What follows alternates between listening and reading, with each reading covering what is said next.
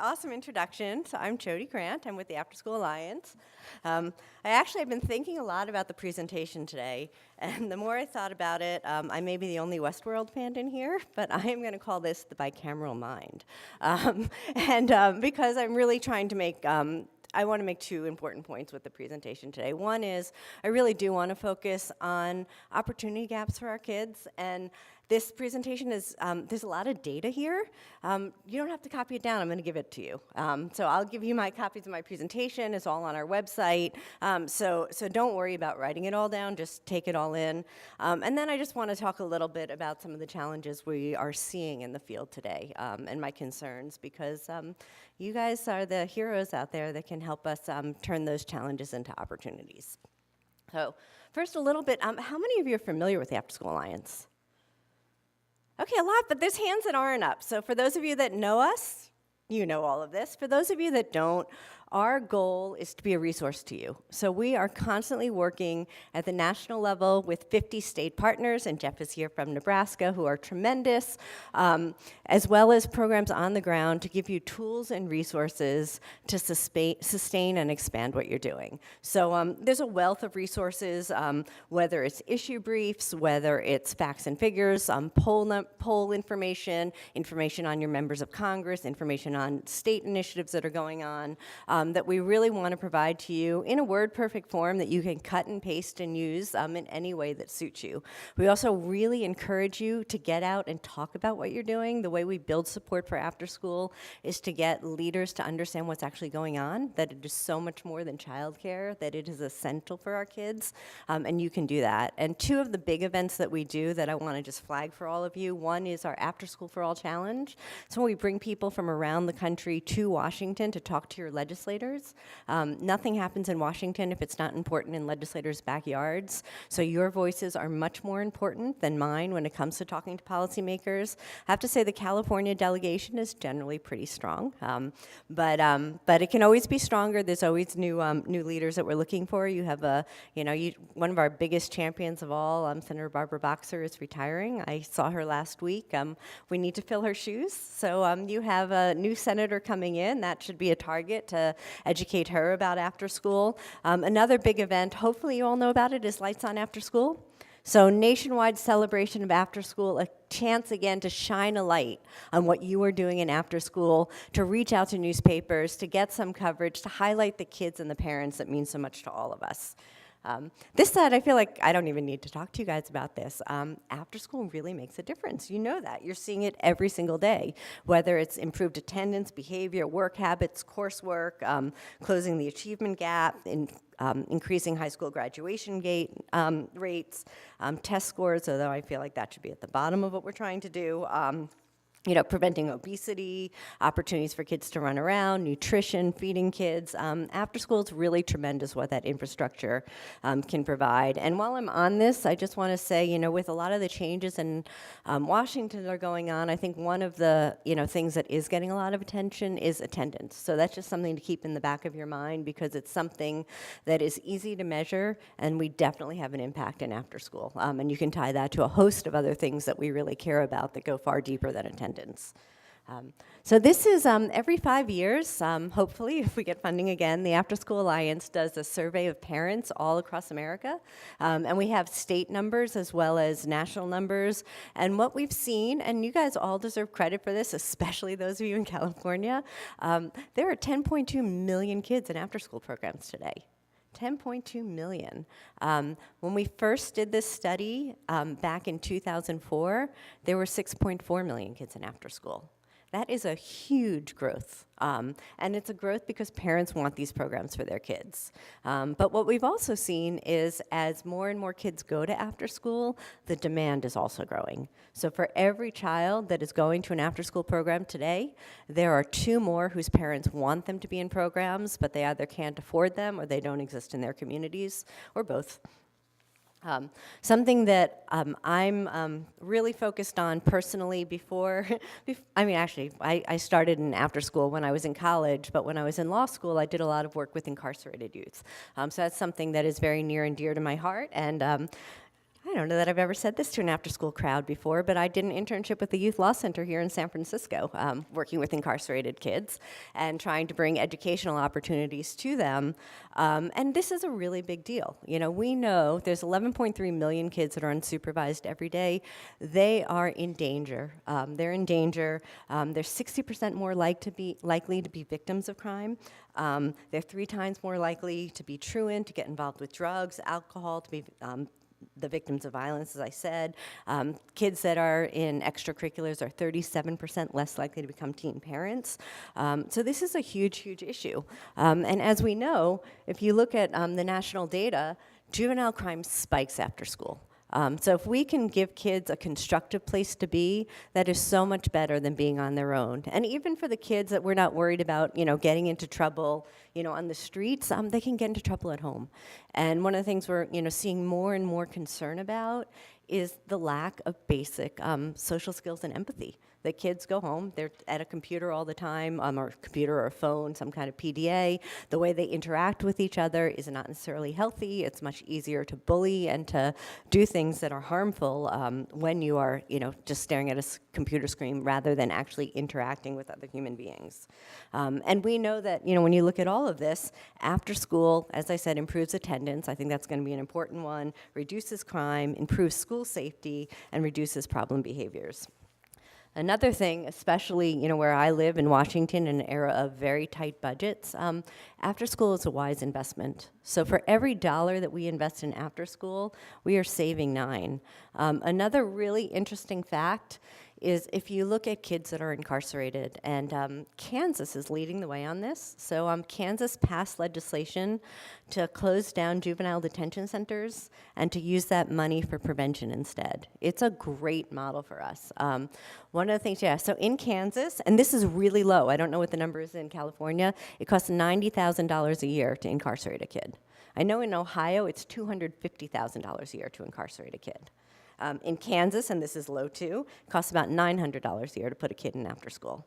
Look at that gap, 90,000 versus 900. All across the country, if we could be giving kids an alternative to incarceration, we could be using that money for high quality after school and other programs that keep kids in the system to begin with, keep them in their lives as opposed to headed down the wrong track. Because for many of them, what you learn when you're incarcerated as a youth is how to be a criminal. So in Kansas, as I said, we have this model legislation that I'm really excited about. I hope that we can do more of that. Another really interesting note is, do you know what the leading cause of incarceration is in Kansas? It's truancy.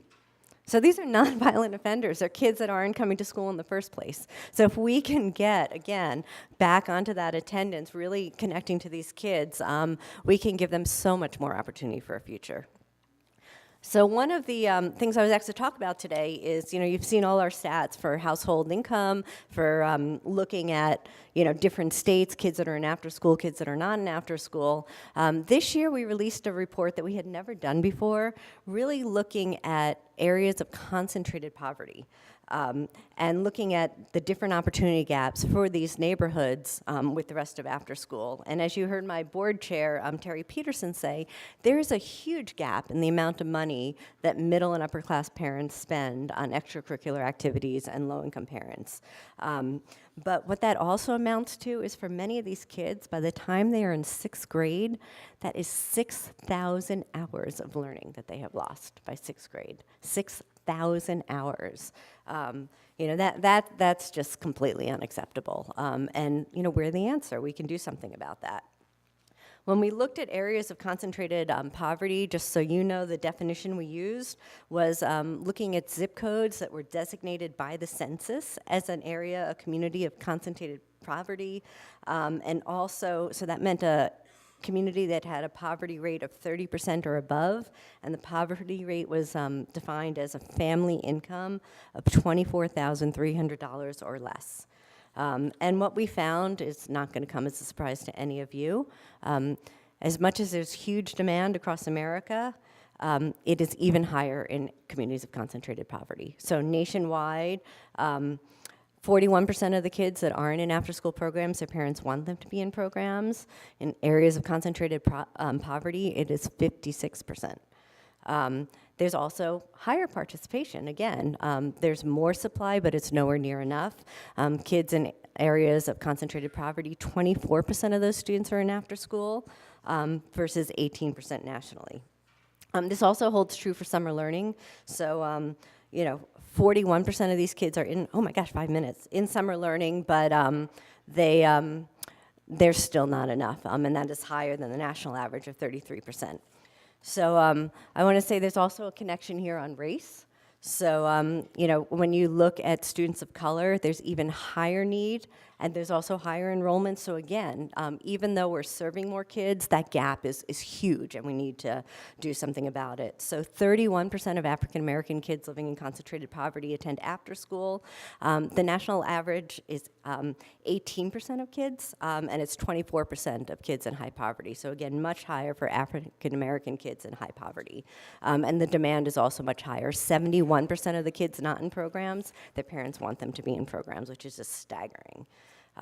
So I'm running out of time, which is unbelievable, but some of the additional challenges that we look at communities of concentrated poverty, and we have a whole issue brief on this, is really, again, kind of things you would assume: accessibility, the lack of programs. Safety is a huge concern. How do we get kids to and from these programs in a way that they're not endangering themselves?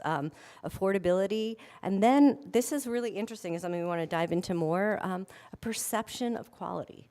So there's a perception amongst parents in these communities that the programs are not good, and we don't know why. Not all the programs, but the parents that aren't sending their kids, they're nervous about the programs. So it's something we need to dive into deeper.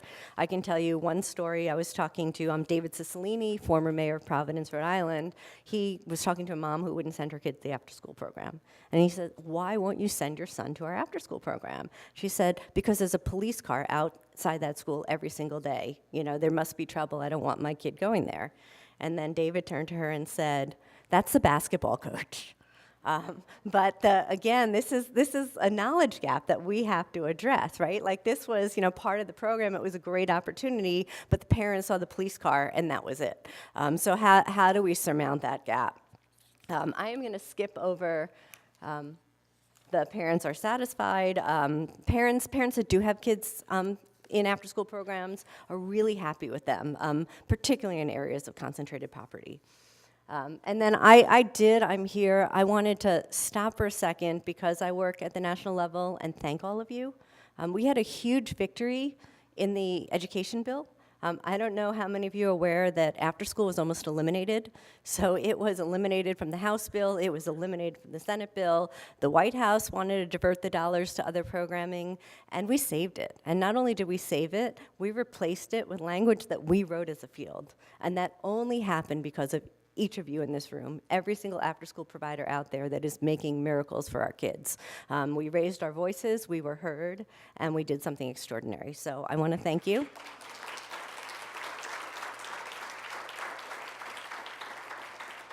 I think with the new administration, we're going to see even more of a focus on state and local leaders. So I'm so thrilled Michael's here. You guys are in good hands in California.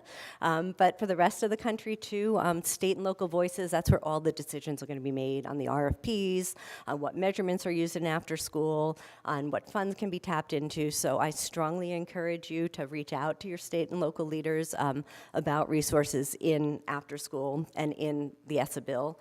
Also, the new administration, I'm optimistic we might actually be able to move some things on after school. So the Trump administration's tax cut plan for childcare explicitly includes after school, something you should know.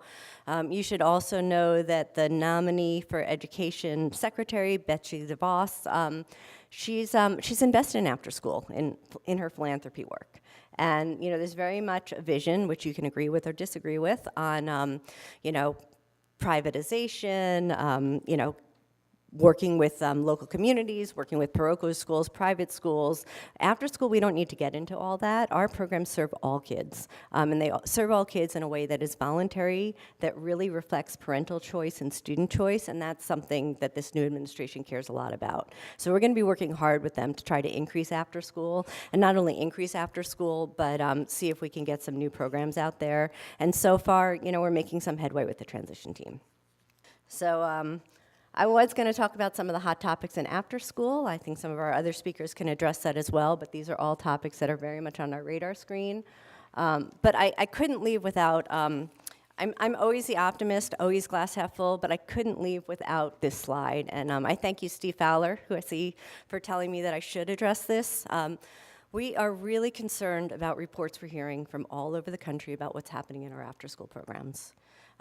There is an increased tension and anxiety amongst our kids, amongst our providers. There are concerns about safety. These are real.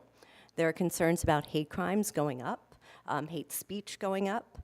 There are concerns about kids that are afraid they're going to have to register, people they know are going to register, that they're going to be deported or their parents are going to be deported. LGBTQ plus kids are worried about whether or not they're going to be attacked because of their sexual preference or identity. And one more I really want to add up here is the need for our kids to understand the difference between what is fake and what is real. And our adults could benefit from that as well. And I wanted to mention this to all of you because, one, we're collecting these stories at the After School Alliance and we're collecting best practices, but two, I think we have a moral responsibility on this to ourselves and to our kids and to our communities. We need to set examples of speaking out, of teaching our kids what is right, what is wrong, by doing it ourselves, and to find ways to comfort them when we can't tell them that it's going to be all right. And I say this, as someone who cares deeply about after school, who cares deeply about our communities, and as a parent. And I talked to a couple of you before I started, but I live in Washington, D.C., and in the rest of the world, it may feel like things are the same, but they are not in Washington. In my little community within a mile of my house, in the last month, I have seen neo-Nazis come saluting Hitler in our local Italian restaurant. I have seen a local pizza place have an armed gunman come in based on fake news reports that he read about a child pornography ring. I have seen SWAT stickers in my daughter's middle school. I have seen white empire written across a bike trail that I ride every day to go to work. So it's really hard as an adult to teach our kids in this, because I think we have to be honest with them, we have to be truthful with them, and we have to show them how their voices matter and how they have to stand up. So on that note, I will end. I don't mean to end on a downer. I think actually our kids are our future. This is their world, and this is a tough time on them, and we're the ones that can help them through it.